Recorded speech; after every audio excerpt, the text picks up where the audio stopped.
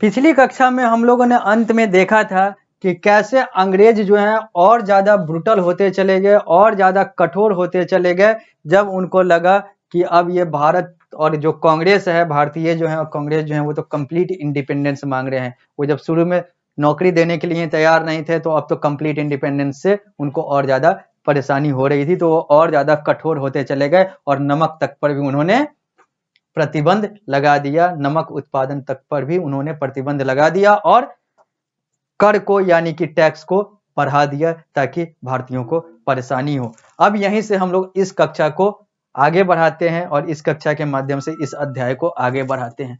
लिखा हुआ है, The Dandi March was undertaken by Gandhiji and his 78 followers over a stretch of 300 km from Sabarmati Ashram to Dandi on the Gujarat coast.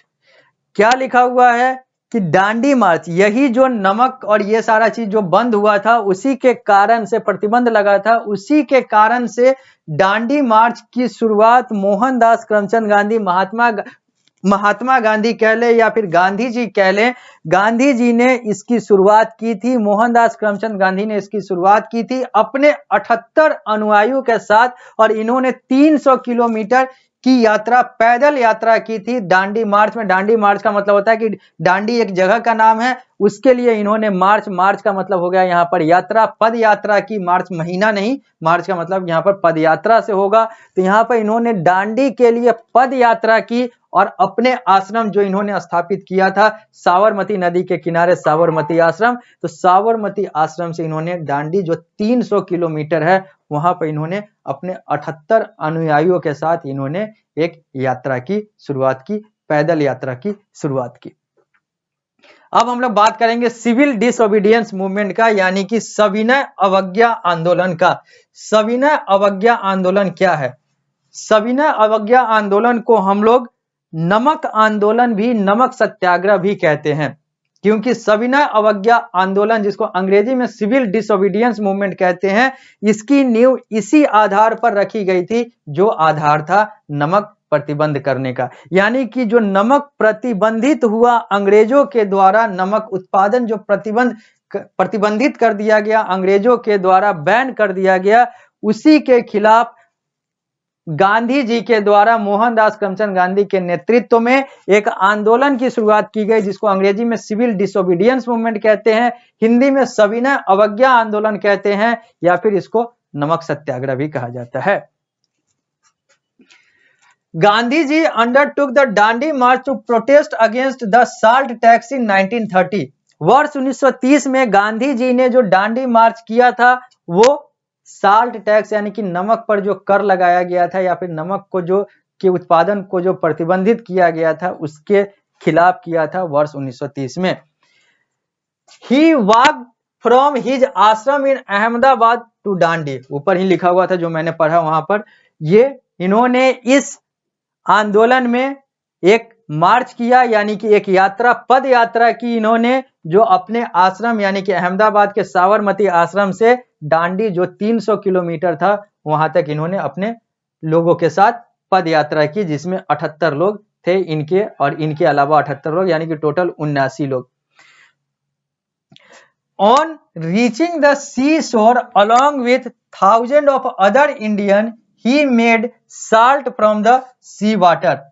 इसके बाद जब इन्होंने यात्रा शुरू की तो यात्रा करते करते ये डांडी पहुंच गए। शुरुआत तो इन्होंने 78 के साथ की थी और एक ये 79 लोग थे, लेकिन रास्ते में 300 किलोमीटर के दौरान इनके साथ बहुत सारे लोग जुड़ते चले गए और हजारों की संख्या में लोगों की संख्या हो गई। हजारों लोगों की संख्या के साथ, हजारों लोगों के साथ यह डांडी पहुंच गए और वहां पर इन्होंने नमक का उत्पादन, नमक निकालना, नमक बनाना शुरू किया, क्योंकि डांडी भी जो था वो एक कोस्टल एरिया था, एक तटीय क्षेत्र था और वहां से इन्होंने नमक उत्पादन का कार्य किया अपने लोगों के साथ, अपने अनुयायियों के साथ, अंग्रेजी में कहें तो फॉलोअर के साथ। This agitation came to be known as the civil disobedience movement, और इसी एजिटेशन, इसी विरोध और इसी ये जो क्रांति था, इसी को हम लोग सविनय अवज्ञा आंदोलन, अंग्रेजी में सिविल डिसओबीडियंस मूवमेंट कहते हैं। Gandhi ji was arrested after the Dandi मार्च। डांडी मार्च के बाद गांधी जी को कारागार में डाल दिया जाता है, यानी कि इनको हिरासत में ले लिया जाता है अंग्रेजों के द्वारा। Sardar Patel led civil disobedience movement in the absence of Gandhi ji.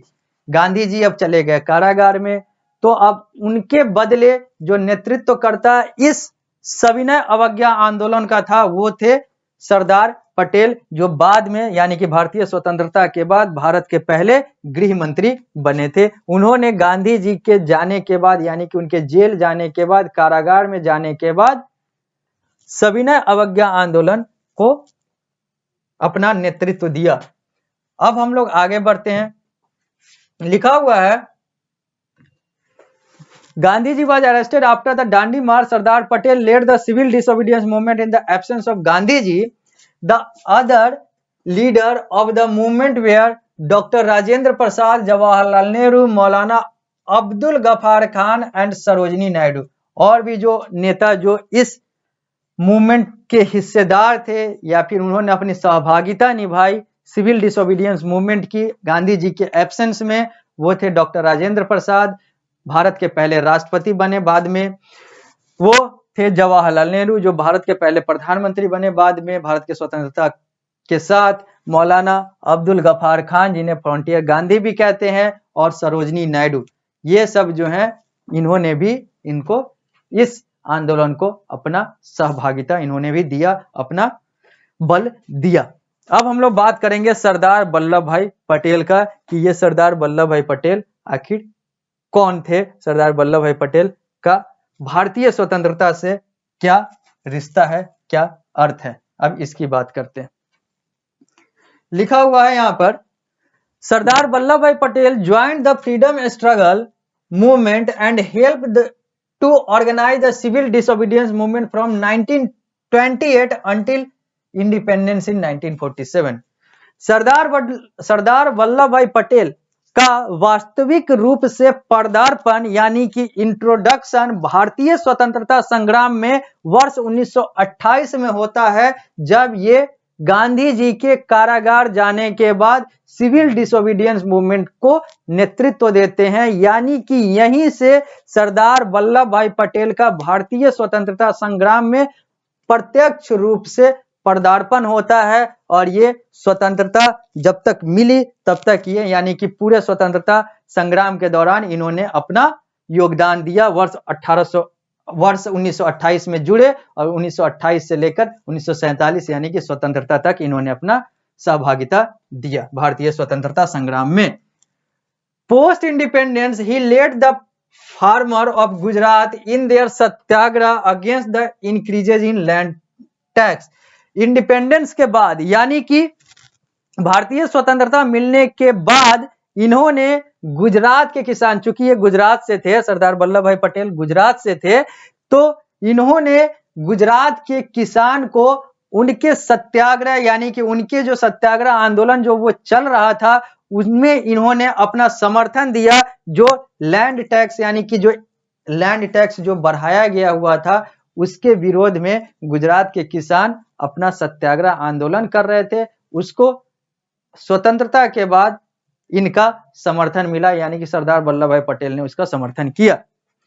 He served as the deputy prime minister from 1947 to 1950। ये भारत के उप प्रधानमंत्री बने स्वतंत्रता से लेकर यानी कि वर्ष 1947 से लेकर 1950 तक। As home minister he peacefully integrated the princely state into India। गृह मंत्री, चूंकि ये उप प्रधानमंत्री भी थे और गृह मंत्री भी थे, तो गृह मंत्री के तौर पर इन्होंने भारत के प्रिंसली स्टेट को, जितने भी प्रिंसली स्टेट थे उसको इन्होंने शांतिपूर्वक तरीके से भारत में जोड़ दिया।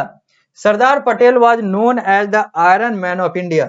सरदार पटेल को इसी कारण से और इन्हीं सारे कारणों से इनको भारत का लौह पुरुष, अंग्रेजी में कहें तो आयरन मैन ऑफ इंडिया भी कहा जाता है, क्योंकि इन्होंने बहुत सारे ऐसे कार्य, बहुत सारे ऐसे निर्णय लिए जो डंके की चोट पर लिए और बहुत सारे निर्णायक निर्णय इन्होंने लिया।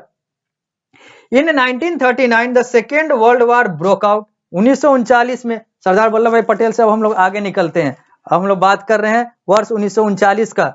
1939 में द्वितीय विश्व युद्ध यानी कि दूसरा विश्व युद्ध जो है वो शुरू हो गया। Viceroy lord declared that India would fight the world war two. उस समय के जो वायसराय था भारत में, उसने यह घोषित किया कि भारत सेकेंड वर्ल्ड वार यानी कि द्वितीय विश्व युद्ध में लड़ेगा।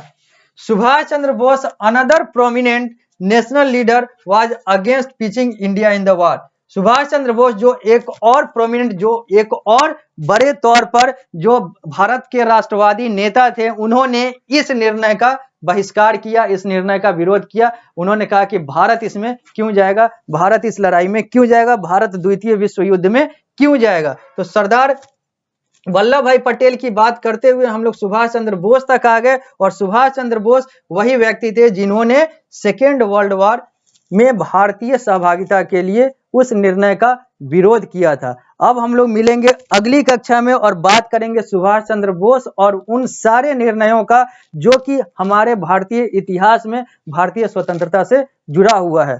तो मिलते हैं अगली कक्षा में, फिर हम लोग इस अध्याय को आगे बढ़ाएंगे।